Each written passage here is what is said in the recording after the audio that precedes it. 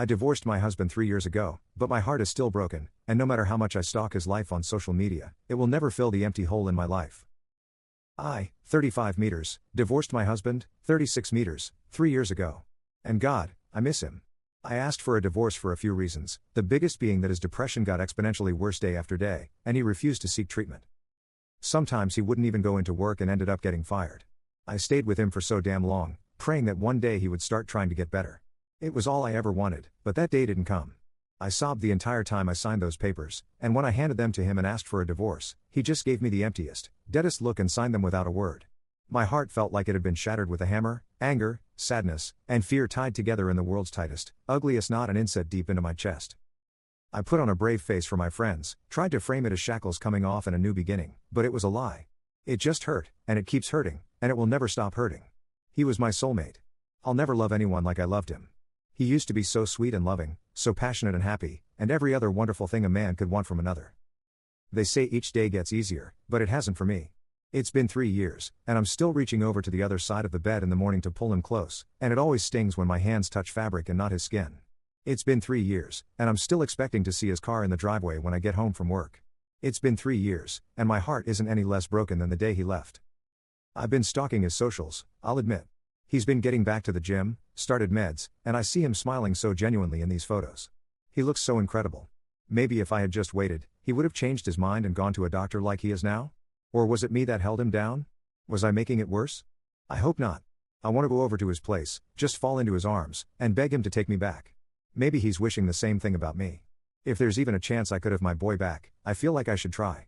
I'll never know otherwise. Edit. I am a gay man. My husband is a gay man.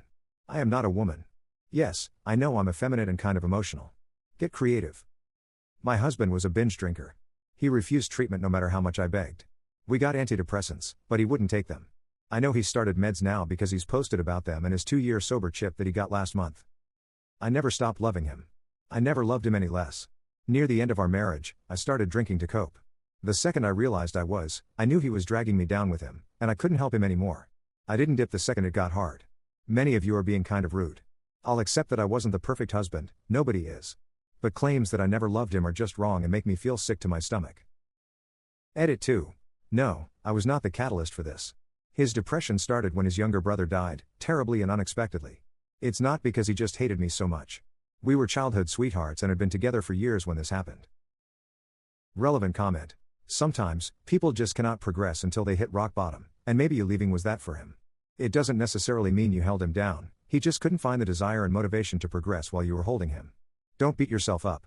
It wasn't your fault he was sick and didn't want to ask for help. In the end, we all need to want that help. Without it, all other people's efforts are worthless. If you end it amicably, you can always hit him up and ask how he feels. Maybe he'll ignore you, maybe not, but at least you'll know you tried. And stop stalking him. That is keeping you from healing. Response. Thank you, I needed to hear a lot of this. Maybe I'll call him just to see how he's doing. He doesn't hate me, I know that much. I'd like to see him regardless. Update. Well, with your advice, I did it. A few days ago, I called my ex-husband, whom I divorced after 6 years when he refused to seek treatment for his depression.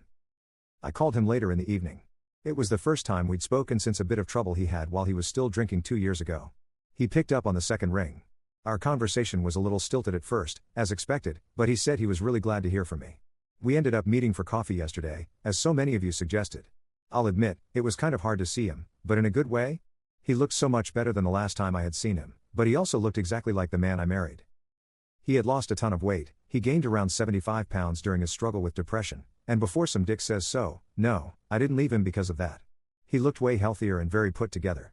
I'll just say it, he looked incredibly hot. What made it hard was that I couldn't kiss him hello like I used to. But God, the way his eyes lit up when he saw me, I barely needed to.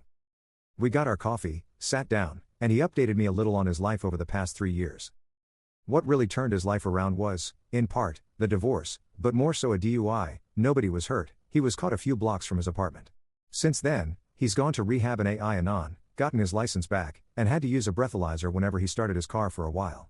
He hasn't had a drop of alcohol since, and I told him I was so damn proud of him.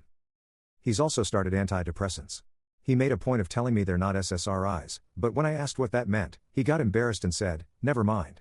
Bottom line is, they've been helping him. He's back to being a gym rat, and he's almost completely turned his life around. This was the moment I started tearing up.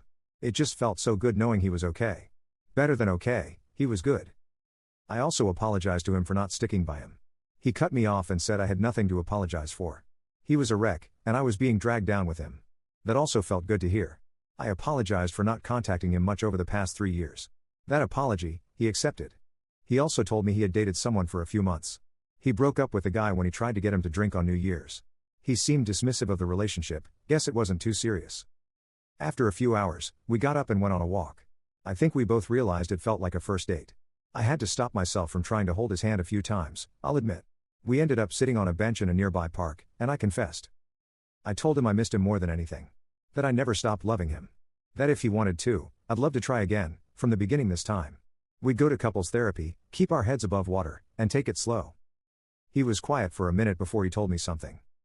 He said he was doing better now, but there might come a time when he sank low again. Depression isn't something that's easily cured, and he was far from cured. He still had bad days. But there would be one difference: he promised he would never stop trying to improve. He was never going to give up like he did before. And he refused to neglect me like he used to. If I was willing to accept that truth, he was willing to try again. I agreed. He pulled me into an embrace and pressed a kiss to my temple. You know that feeling when it's the first warm day of spring after a cold, harsh winter? When the soft breeze and the basking sun hit your skin at the same time. It felt like that, to the 1000th degree. After a while, he walked me back to my car and squeezed my hand goodbye. And the second I got inside, I started sobbing like a baby. Happy tears, though. I'm currently sitting in bed, kicking my feet like a teenage girl, texting him back and forth to schedule an actual date. He said he'd plan everything and try his best to make up for the birthdays and anniversaries he missed. He said it would knock my socks off. What a dork. I love being in love. Not gonna lie, this is gonna be a bit hard to explain to my friends and family. Not looking forward to those conversations, but right now? I don't care. My man loves me. Thank you to everyone who had kind words to say, and to all the people who messaged me with sympathy and advice. I hope we all find happiness, and love, if we want it. I never would have made the leap if y'all hadn't encouraged me. Best of luck to all of you. And sorry for the overly flowery language.